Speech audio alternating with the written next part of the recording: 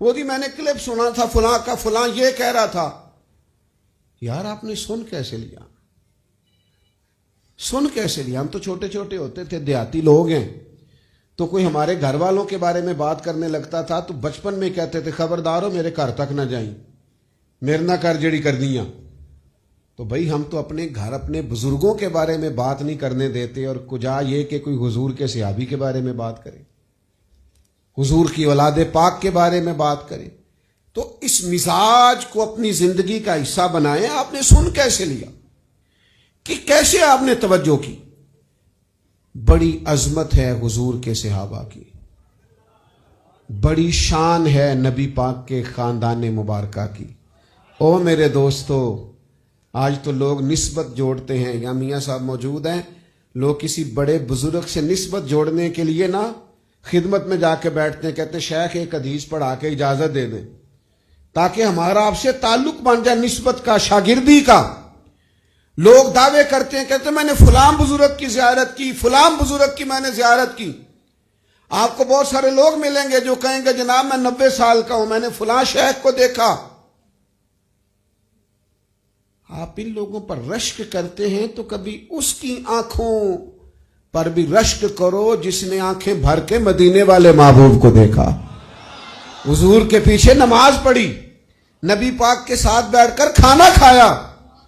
اور وہ جو چند گھنٹوں کے صحابی ہیں نا، چند گھنٹوں کے یعنی کلمہ پڑھا، نماز کا موقع بھی نہیں ملا، حج کا موقع بھی نہیں ملا، زکوٰۃ کا موقع بھی نہیں ملا، کلمہ پڑھا، جہاد ہوا، شہید ہو گئے، اور شان یہ ملی کہ عمل تھوڑا کیا ہے اجر زیادہ پا گئے. کوئی 40 سال 50 سال عبادت کرنے والا بھی ان کے مقام کو پہنچ سکتا. ہاں ہم سے ایک غلطی ہوئی ہے، اس کا اعتراف بڑا ضروری ہے. اپنی کوتاہیوں کو ماننا چاہیے. ہم سے جو کمزوریاں ہوئی ہیں اس کا ہمیں اعتراف ہے. ہم نے لوگوں کو نہیں بتایا کہ حضرت خالد بن ولید کی شان کیا ہے. ان پر مستقل جمعوں کے خطبے نہیں رکھے گئے، الگ سے کانفرنسیں نہیں کی گئیں. ہم نہیں بتا سکے لوگوں کو کہ حضرت زبیر بن عوام کی شان کے آدمی تھے. ہم نے نہیں لوگوں کے سامنے ذکر کیا کہ حضرت طلحہ بن عبید اللہ کی عظمت کیا ہے، کس پائے کا قرآن کا عالم ہے جناب سیدنا عبداللہ ابن مسعود. ہم نے نہیں بتایا آپ کو کہ کیا شان ہے جناب عمار ابن یاسر کی. ہم نہیں تذکرہ چھیڑ سکے لوگوں کے سامنے کہ حضرت سالم مولا کون ہے. لوگوں کو تو ڈھب سے نام نہیں آتے صحابہ کے. حضرت جابر ابن عبداللہ رضی اللہ تعالیٰ عنہ جن کا جگہ جگہ تذکرہ ہے، ہم نے مستقل ان پر جمعے نہیں پڑھائے. ہمیں اپنی کمزوریوں کا اعتراف ہے. جناب ابو عبیدہ بن جراح امین امت، نہیں اس طرف تذکرے ہو سکے، یہ کمزوری ہے. لیکن میرے بھائیوں، جن لوگوں کو زندگی میں ڈپریشن رہتا ہو نا، انزائٹی رہتی ہو، بڑی جلدی کسی بھی بات پہ ہاتھ پیر پھولتے ہوں، انہیں چاہیے کہ جناب خالد بن ولید کو پڑھے. انہیں چاہیے کہ حضرت سعد بن ابی وقاص کو پڑھے. جو سمجھتے ہو نا بڑا میری طبیعت پہ خوف طاری ہوتا ہے اور میرے بچے ڈرتے ہیں، سہم جاتے ہیں، انہیں چاہیے کہ اپنے بچوں کو مولا علی شیر خدا کی بات سنائیں. سناؤ اپنے بچوں کو کس سے خیبر و خندق کے کہانی سن کے حیدر کی دلوں سے ڈر نکلتے ہیں. کہانی سن کے حیدر کی دلوں سے رج کے مال کماؤ جائز طریقے سے، کوئی منع نہیں. اپنے بچوں سے کہو بہترین بزنس مین بنے، اور سارے پہلو دیکھیں کہ کس طرح تجارت مضبوط ہو سکتی ہے. اور تجارت آپ اکیلے نہیں کرتے. آپ کی فیکٹری میں 1500 لوگ کام کرتے ہیں، سب کا چولہا جلتا ہے آپ کے وسیلے سے. تجارتیں بند نہیں کریں، خوب تجارت کو فروغ دیں، لیکن ساتھ ساتھ نا حضرت عبد الرحمن ابن عوف کو بھی پڑھیں، ساتھ سیدنا عثمان غنی کی زندگی کا مطالعہ بھی کریں. ذرا دیکھو یہ تاجر ہی تو تھے، یہ کیسا شان والے تاجر ہیں جناب عثمان غنی. کہ یہ آتے ہیں تو محبوب ذرا اپنے لباس مبارک کو اور درست کرتے ہیں. سیدہ عائشہ صدیقہ عرض کرتی ہیں حضور آئے تو جناب ابو بکر بھی ہیں، جناب عمر بھی ہیں، لیکن عثمان تو اچھا مزاج کے نرم ہے، طبیعت کے ٹھنڈے، اور آپ نے اس قدر اہتمام فرمایا. تو کریم فرمانے لگے جس سے فرشتے حیا کرتے ہیں میں اس کی حیا نہ کروں.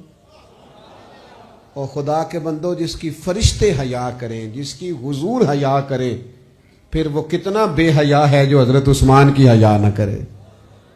تو سمجھو آپ حضرت عبد الرحمن ابن عوف کے پیچھے نبی کریم نے نماز پڑھی ہے. ایسا تاجر، اتنا بڑا آدمی کہ محبوب جن کے پیچھے نماز پڑھے کتنا کو پاکیزہ ہوگا ان کا سرمایہ.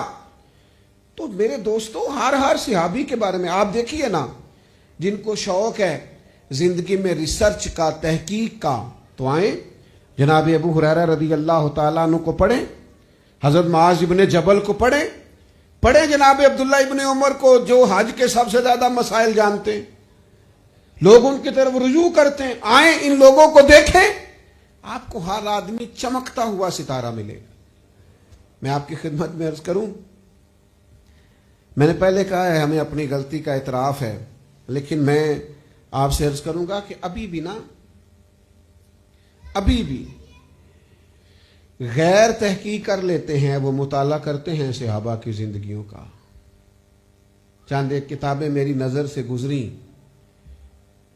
جو مشرکین کی اور دیگر کفار کی لکھی ہوئی ہیں، لیکن وہ جگہ جگہ مثالیں لیتے ہیں خلفائے راشدین سے، وہ چیزوں کو سمجھتے ہیں. وہ کہتے ہیں دیکھو کس نے بہترین حکمرانی کی. دیکھو حضرت ابو بکر صدیق رضی اللہ تعالیٰ عنہ، پتہ ہوتا کیا ہے، کچھ لوگ ایسے ہوتے ہیں جو اپنے من کو ہمیشہ تازہ رکھتے ہیں.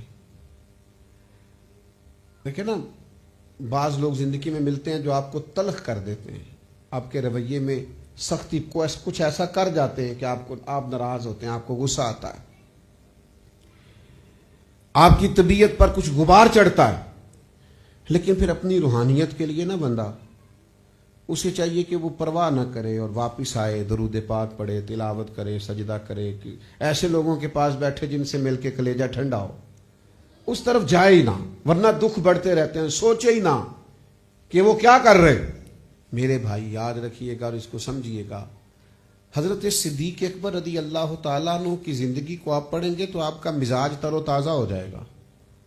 یعنی جو لوگ کسی چیز کی پرواہ نہیں نہ کرتے، مست رہتے ہیں، جان ہے عشق مصطفیٰ، روز فضو کرے خدا، اور جس کو ہو درد کا مزہ، جس کو ہو درد کا، یعنی درد کا بھی مزہ ہوتا ہے، جس کو ہو درد کا مزہ وہ نازے دعا اٹھائے کیوں، اور پھر کے گلی گلی تباہ ٹھوکریں سب کی کھائے کیوں. دل کو جو عقل دے خدا تو تیری گلی سے جائے کیوں.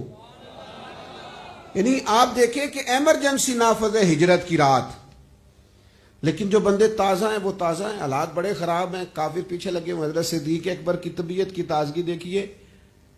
اپنے بیٹے سے کہنے لگے کہ آپ نے سارا دن خیال کرنا ہے کفار کیا سازشیں کرتے ہیں، رات کو خبر دینی. ایمرجنسی میں تازہ چیزیں نہیں ملا کرتی.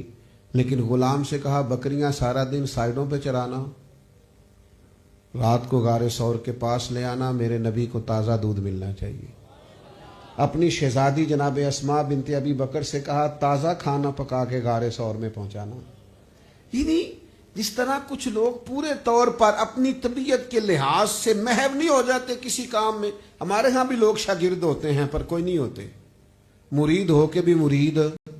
او مننا بھی کدا مننا ہے، کدے مان لیا تے کدے منیا ہی نہ. بس ہلکا پھلکا سا تعلق رکھا، آئے کبھی نہ آئے، کبھی گئے کبھی نہ گئے. لیکن وہ غلامی کا خاص رنگ، وہ کیفیت، اگر کچھ لوگ سارے کٹھن حالات میں بھی اپنی روح کو تازہ رکھنا چاہتے ہیں تو جناب صدیق اکبر کی زندگی کا مطالعہ کریں. اچھا مزے کی بات، خلافت بھی کرتے ہیں، لاکھوں مربع میل حکومت بھی چلانی ہے، اور سخت ترین فتنے ہیں. منکرین زکوٰۃ، منکرین ختم نبوت، ان کے خلاف جہاد بھی جاری ہے جناب صدیق اکبر کا. خارجی داخلی تمام رستوں پر پہرے دار بنے ہوئے ہیں، لیکن حضرت عمر رضی اللہ تعالیٰ عنہ فرماتے ہیں کہ ایک بوڑھی اماں نابینا تھیں، بے اولاد تھیں، تو میں نے چاہا کہ میں ان کے گھر میں کام نہ کرایا کروں، تو فرماتے میں نے معلومات کی تو پتہ چلا پہلے ہی کوئی شخص کر جاتا ہے، ظہر کے بعد بھی معلوم کیا کون ہے، کوئی نہ آیا، عصر کے بعد بھی کوئی نہیں، عشاء کے بعد بھی کوئی نہیں، مغرب میں بھی کوئی نہیں، کہتے میں تہجد کے وقت چھپ کے بیٹھا، وہی ہوا جس کا مجھے یقین تھا، جناب صدیق اکبر کا دروازہ کھلا، امیر المومنین گھر سے نکلے ہیں اور بوڑھی کے گھر میں گئے، جھاڑو دیے، ادھر دیکھو نوجوانوں، کرنے کو کام ہی نہیں ملتا ہمیں کوئی، ہم کیا خدمت کریں جی، ہم کیا آپ سب کچھ کر سکتے ہیں، ضروری ہے کہ کروڑوں روپیہ جیب میں ہو تو خدمت خلق ہوتی ہے، آپ کسی عہدے پر ہی بیٹھیں تو پھر ہی آپ کچھ کر سکتے ہیں، ایسا نہیں ہوتا۔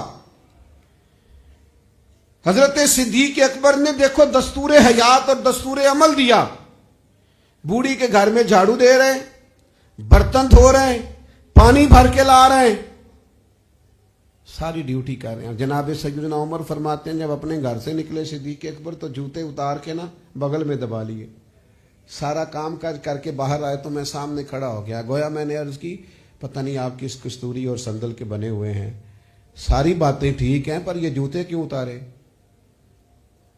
تو فرمانے لگے یار جوتوں سے آواز پیدا ہوتی ہے، بوڑھی کی ڈیوٹی کرنی ہے، کو سارے محلے کو تو نہیں نہ بتانا، ڈیوٹی کرنی، یعنی سارا دن ہی کام کرتے ہیں پر اپنی طبیعت کو تازہ رکھنا ہے، مگن رہنا ہے۔ ہم لوگ نا صحابہ سے سیکھتے نہیں، ورنہ ایک ایک سے سیکھتے جاؤ تو دیوانے ہوتے جاؤ، طبیعت حشاش بشاش ہوتی جائے، مزاج میں ٹھہراؤ آتا جائے۔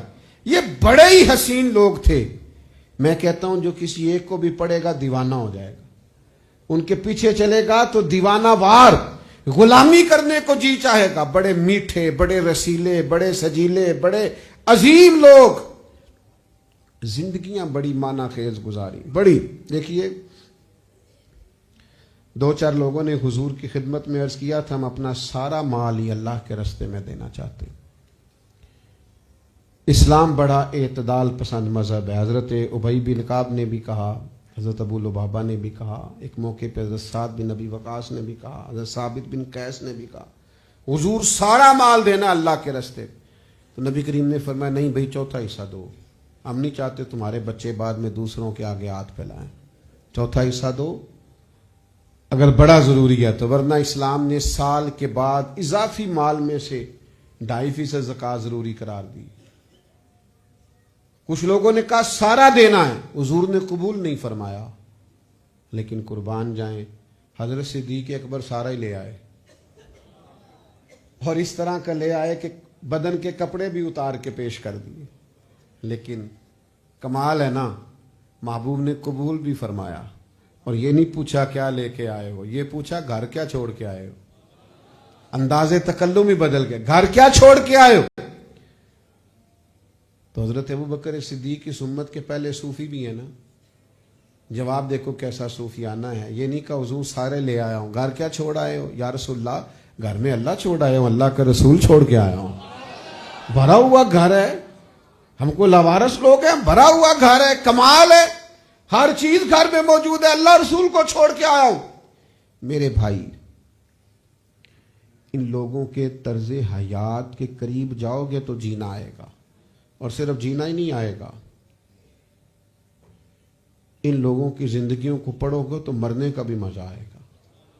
یعنی کیسے عجیب لوگ ہیں، کیسے انفرادی لوگ ہیں کہ شہادت کی دعائیں مانگتے ہیں، اور اس طرح مانگتے ہیں کہ بخاری میں موجود ہے، احد کا دن تھا، حضرت جابر بن عبداللہ فرماتے ہیں صحابی کھجور کھا رہے ہیں، کھجور، اور حضور کی بارگاہ میں عرض کرتے ہیں یا رسول اللہ اگر اس جنگ میں میں شہید ہو گیا تو کہاں جاؤں گا؟ تو محبوب نے فرمایا جنت میں، جتنی کھجور کھا لی تھی کھا لی، باقی چھوڑ دی، جنگ لڑنی شروع کی اور شہید ہو گئے۔ یعنی وہ شہادت کے قریب جانے میں اتنی دیر بھی نہیں کرتے جتنی کھجور کھانے میں دیر لگتی ہے۔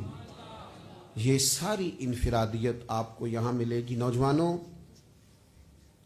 پوچھا جاتا ہے کیا چیز پسند ہے، کیا چیز، بہت سارے لوگ پوچھتے ہیں، لیکن یاد رکھو پسند کرو نبی پاک کے صحابہ کو، پسند کرو حضور کی اولاد پاک کے اسوہ نور کو اور واپس لوٹ آؤ، اپنے دین کی طرف رجوع کرو۔ زندگی بے چین ہو جاتی ہے۔ آپ کو پتہ ہے بہت زیادہ پڑھے لکھے لوگ بھی ذہنی تناؤ کا شکار ہو جاتے ہیں، بہت زیادہ مالدار گھروں میں بھی ڈپریشن ہوتا ہے، انزائٹی ہوتی ہے، آزمائش ہوتی ہے۔ کیوں؟ کہ زندگی کا وہ جو خاص لطف ہے نا جو محبوب کا دیا ہوا وہ نہیں لوگ لیتے۔ چھوٹی چھوٹی سازشیں، چھوٹی چھوٹی مخالفتیں، چھوٹی چھوٹی قدورتیں یہ طبیعت پر بوجھ بن جاتی ہیں۔ صحابہ کرام کی زندگیاں، اہل بیت اطہار کی حیات پاک، قرآن نے نص بیان کر دی کہ رحماء بینہم، یہ آپس میں بڑے مہربان لوگ ہیں، ان کے دل صاف ہیں، ان کے کلیجے ایک دوسرے کے لیے ٹھنڈے۔ تو یہ چند ایک گزارشات حضور کی سیرت پاک کے تعلق سے اور اسوہ صحابہ اور اہل بیت کے تعلق سے آپ کی خدمت میں عرض کی۔ میرے عزیز دوستو، آخر میں ایک گزارش آپ سے یہ کرنی، اور ایک اور بھی بات، پروگرام انشاءاللہ جاری ہے۔ دیکھیں، ہم نظریات کے قائل ہیں، شخصیات کے نہیں۔ کوئی بندہ آتا ہے، کوئی جاتا بھی ہے، بعض اوقات سخت مجبوری ہوتی ہے، کسی کو جانا ہوتا ہے۔ تو میری اپیل آپ سے یہ ہوگی کہ ایک دوست بھی نہ اٹھے۔ محفل بہت لمبی نہیں ہے، تھوڑا سا آپ کو مزید بیٹھنا ہے۔ میاں صاحب مستند عالم ہیں اور ان پڑھ پیروں کا بڑا رواج ہے ہمارے ہاں، پڑھا لکھا پیر بھی دیکھا کریں تاکہ کچھ سمجھ میں آئیں چیزیں۔ وہ مجھے تو تھوڑے دن پہلے ایک جگہ میں نے بول دیا تو مجھے بعد میں پتہ چلا کہ وہ اللہ خیر کرے وہ محفل کرانے والوں کی کلاس لگ گئی بعد میں۔ میں نے وہاں کہہ دیا، میں نے کہا یہ جاہل پیر نہ اپنے آستانے پہ مدرسہ نہیں بناتے، وہ اس لیے نہیں بناتے کہ ان کو پتہ ہوتا ہے کہ اگر یہ بچے پڑھ گئے تو ہمیں پیر کوئی نہیں ماننا انہوں نے، لہذا وہ سرے سے علماء کی مخالفت کریں گے، علم کی مخالفت کریں گے۔ جس طرح کبھی وڈیرے جو ہوتے تھے وہ اپنے دیہاتوں میں گاؤں میں سکول نہیں بننے دیتے تھے، وہ کہنسا نے ماڑے آدھے بچے پڑھ گئے تو ساڑیاں بجانے پٹھے کون پائے گا، لہذا ان کو ان پڑھ رہنے دو۔ یہی حال آج اس میدان میں بھی ہو گیا ہے، اور کچھ لوگ ایسے ہیں جو پھر اس وجہ سے طریقت کی مخالفت کرتے ہیں۔ تو میں کہتا ہوں کالج میں، یونیورسٹی میں اگر کوئی ٹیچر خراب ہو جائے تو ٹیچر بدلا جاتا ہے کہ ادارہ بند کر دیا جاتا ہے۔ تو ایک دو چار لوگوں کے گڑبڑ ہو جانے سے اس کا مطلب یہ تھوڑی ہے کہ آپ اس شعبے کو بند کر دیں گے جس شعبے کی امامت کرتے داتا علی اجویری جیسے لوگ نظر آتے ہیں، غوث اعظم جیلانی جیسے لوگ نظر آتے ہیں۔ تو اس لیے یہ اب تو ہمیں غصہ بھی نہیں لگتا ان باتوں کا۔ اگر کوئی شخص ایسی بات کرتا ہے تو ہم کہتے ہیں بھائی آپ بڑے سیانے لوگ ہیں، آپ کو روز بھی سیاستدانوں کی غلطیاں نظر آئیں تو آپ یہ نہیں کہتے کہ سیاست بند ہو جانی چاہیے، بالکل ملک سے ختم کر دو، کبھی نہیں آپ کہتے۔ لیکن ایک ادارے سے یا کسی ایک دینی طبقے سے کوئی ایسی چیز خدا نہ خواستہ نظر آ جائے تو کہتے ہیں شعبہ ہی بند ہونا چاہیے۔ تو یہ انداز درست نہیں ہے۔ بہرحال جو آخری بات کرنا چاہتا تھا آپ کی خدمت میں وہ یہ ہے کہ آنے والی نسلوں کو حضور کی سیرت پاک سے اور صحابہ کرام علیہم رضوان کے طرز حیات سے ضرور متعارف کرائیں۔ میں دیکھتا ہوں ہمارے بچے بیچارے ٹامک ٹونیاں مارتے پھرتے ہیں، سر دھنتے ہیں، جینا چاہتے ہیں، کوئی رستہ تلاش کرتے ہیں، کسی راہ پہ چلنا چاہتے ہیں۔ آپ اس دور کے کسی شخص کے پیچھے لگ کے ہو سکتا ہے مایوس ہوں، لیکن صحابہ کرام کے طرز زندگی کو اپنا کے کبھی مایوس نہیں ہوں گے۔ آپ کو خوبصورتی ملے گی، وفائیں ملیں گی، کلیجہ ٹھنڈا ہوگا، یقین کامل کی دولت ملے گی۔ آپ محسوس کریں گے کہ آپ کے اعصاب کسی خاص اطمینان کے قائل ہو گئے ہیں۔ اس طرز زندگی کو ضرور اپنائیے۔ اللہ تعالیٰ کی بارگاہ میں دعا ہے اللہ ہماری حاضری کو قبول فرمائے۔ اچھا کوئی دستار ہے؟ جنہوں نے قرآن مجید جنہوں نے مکمل کیا ہے ان کے حوصلہ افزائی ہے، اور جنہوں نے جامعہ پوری جگہ وقف کیا ان کو اللہ تعالیٰ ان دوستوں کو بہترین جزا دے جو جامعہ کے معاونین ہیں، جنہوں نے زمین وقف کی ہے، اور دوسرا یہ کہ جن طلباء نے یہاں پڑھا ہے ان کے لیے ہم دعا گو ہیں۔ اللہ تبارک و تعالیٰ انہیں مزید برکات دے، اور سب سے بڑھ کے ان کے استاد صاحب جو میزبان محفل ہیں، جو اس سارے کام کو لے کے چل رہے ہیں، اللہ تعالیٰ ان کو مزید برکات اور سعادات عطا کرے، اور تھوڑی سی توجہ بھی کریں ادارے کی طرف۔ یہاں داخلے کے لیے ضرور آپ لوگ رغبت کا اظہار کریں، طلباء کو یہاں لائیں، اللہ تعالیٰ برکات عطا فرمائے۔